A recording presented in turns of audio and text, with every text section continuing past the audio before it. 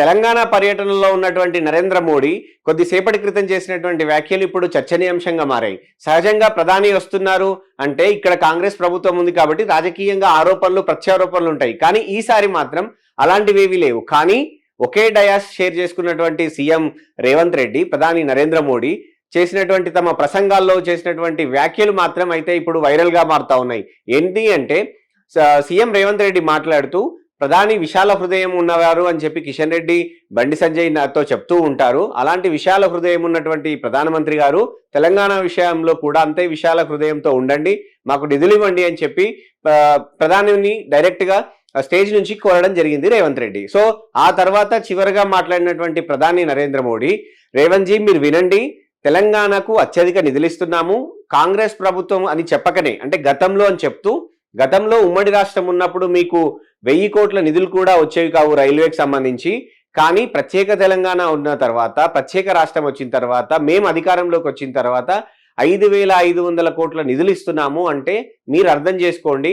అంతేకాదు గుజరాత్కి ఎక్కువ నిధులు వెళ్తున్నాయని అనుకుంటున్నారు, కానీ మీరు కావాలంటే ఆ నిధులు ఇవ్వడానికి నేను సిద్ధం, కానీ తెలంగాణకు వస్తున్నటువంటి నిధుల శాతంతో పోలిస్తే అవి తక్కువ, మీకే ఇబ్బంది అని చెప్పారు. సో ఇక్కడి వరకు అంతా నవ్వుతూ సానుకూల వాతావరణంగా సాగింది. కానీ ఆ తర్వాత దీని కంటిన్యూయేషన్ గా ప్రధాని నరేంద్ర మోడీ మాట్లాడుతూ, రేవంత్ జీ మీరు నాతో నడవండి, మీకు ఏం కావాలో నేను మీకు అండగా ఉంటాను అని చెప్పినటువంటి వ్యాఖ్యలు అయితే సాధారణంగా చూస్తే కేవలం మామూలు పదాలుగానే కనపడతాయి. కానీ ప్రధాని నరేంద్ర మోడీ మాట్లాడినటువంటి టోన్ కావచ్చు, పదే పదే దాదాపు ఒక 2-3 సార్లు రేవంత్ జీ అని మాట్లాడుతూ తన నేమ్ తీసుకొని మాట్లాడినటువంటి ఆ పదాలు కావచ్చు, ద్వంద్వ అర్థం వచ్చేలాగా ఉంది అనేది రాజకీయ విశ్లేషకులు చేస్తున్నటువంటి కామెంట్.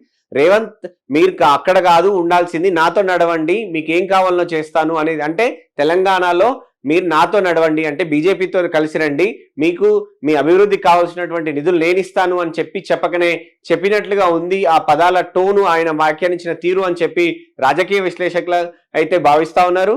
సో కాంగ్రెస్ పార్టీ దీన్ని ఎలా అర్థం చేసుకుంటుంది, తర్వాత దీని మీద ఏమైనా కామెంట్ చేస్తుందా లేదా అనేది పక్కన పెడితే, స్టేజ్ మీద మాత్రం ప్రధాని ఆ కామెంట్ చేస్తున్నంతసేపు సీఎం రేవంత్ రెడ్డితో పాటు కేంద్ర మంత్రులు బండి సంజయ్, కిషన్ రెడ్డి, అలాగే ఎంపీ కొండా విశ్వేశ్వరరెడ్డి నవ్వుతూ కనపడ్డారని చెప్పుకోవచ్చు. సో ఆయన వ్యాఖ్యలు మాత్రం ఖచ్చితంగా ద్వంద్వ అర్థం వచ్చేలాగా ఉన్నాయని అనడంలో మాత్రం అయితే కొంత నిజమైన అయితే అనిపిస్తా ఉంది. దీనికి కాంగ్రెస్ పార్టీ నుంచి కావచ్చు, లేదు అంటే ప్రభుత్వం నుంచి కావచ్చు, తర్వాత ఏమైనా కౌంటర్ వస్తుందా లేదా అనేది చూడాలి.